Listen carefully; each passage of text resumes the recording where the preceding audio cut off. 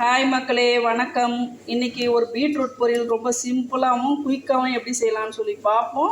நான் இதை எப்படி இப்படி இவ்வளோ பொடியாக துருவி இருக்கிறேன்னா எப்படி துருவுனன்னு சொல்லிட்டு உங்களுக்கு நான் சொல்கிறேன். முதல்ல தோலை நல்லா சீவிட்டு சின்ன சின்ன பீஸாக மீடியமாக கட் பண்ணிக்கோங்க. இப்போ நம்ம தேங்காய் துருவுறது இருந்தால் எப்படி கட் பண்ணுவோமோ அந்த மாதிரி கட் பண்ணிவிட்டு பாருங்கள், இந்த மாதிரி ஜாரில் போட்டுங்க.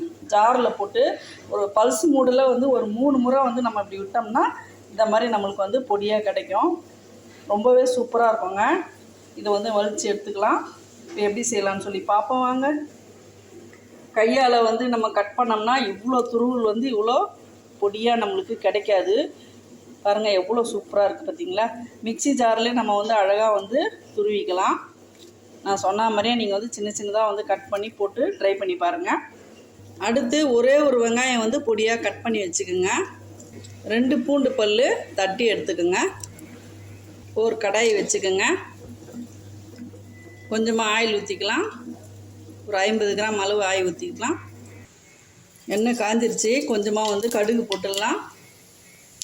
1 டீஸ்பூன் உளுத்தம்பருப்பு, 1 டீஸ்பூன் கடலைப்பருப்பு, கொஞ்சமாக கருவேப்பிலை நல்லா வதக்கி விட்டுருங்க. குட்டியாக 2 காஞ்ச மிளகாய்,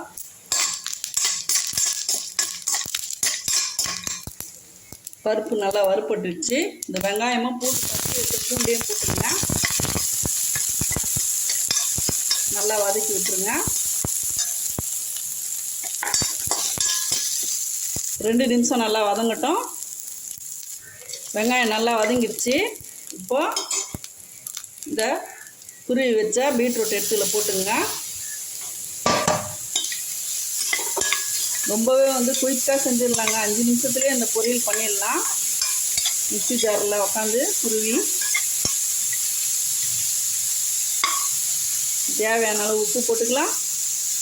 நான் 1 டீஸ்பூன் அளவு சால்ட்டு போடுறேன். கல் உப்பு வேண்டாம், சால்ட்டு போட்டுங்க.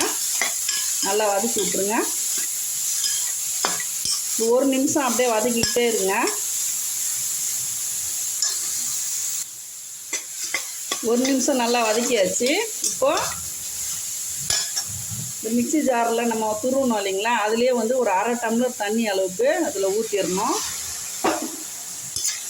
நல்லா சேர்த்து வதக்கிட்டு இந்த 1/2 டம்ளர் தண்ணி வதங்குற அளவுக்கு கொஞ்ச நேரம் மூடி வச்சுருங்க.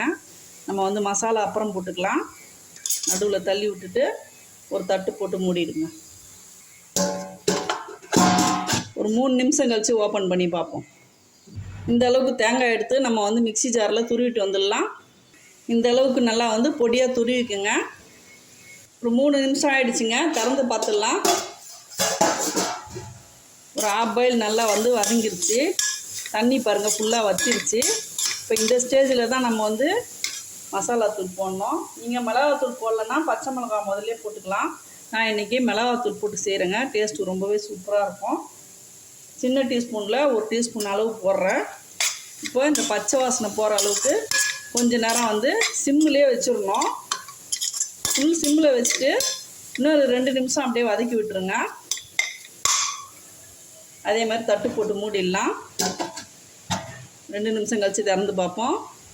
ஒரு 2 நிமிஷம் ஆகிடுச்சிங்க. திறந்து பார்த்துடலாம். மிளகாத்தூள் பச்சை வாசனை போகிற நேரம் தான்.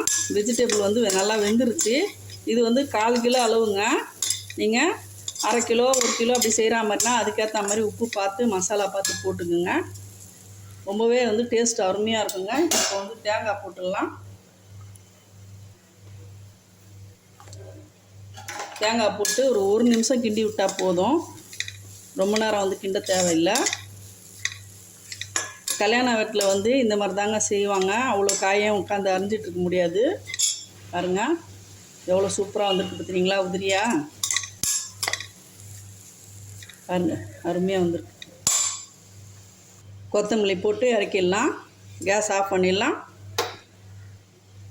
இந்த மாடலில் செய்தோம்னா ரொம்ப 5 நிமிஷத்தில் இந்த பொரியல் செஞ்சிடலாங்க. ரொம்ப குயிக்காக. நீங்களும் கண்டிப்பாக இதே மாதிரி ட்ரை பண்ணுங்கள். இந்த வீடியோ உங்களுக்கு ரொம்ப பயனுள்ளதாக இருந்துச்சுன்னா ஒரு லைக் கொடுத்துருங்க. வீடியோ பிடிச்சிருந்தா லைக் பண்ணுங்கள், ஷேர் பண்ணுங்கள், சப்ஸ்கிரைப் பண்ண மறக்காதீங்க. தேங்க்யூ மக்களே.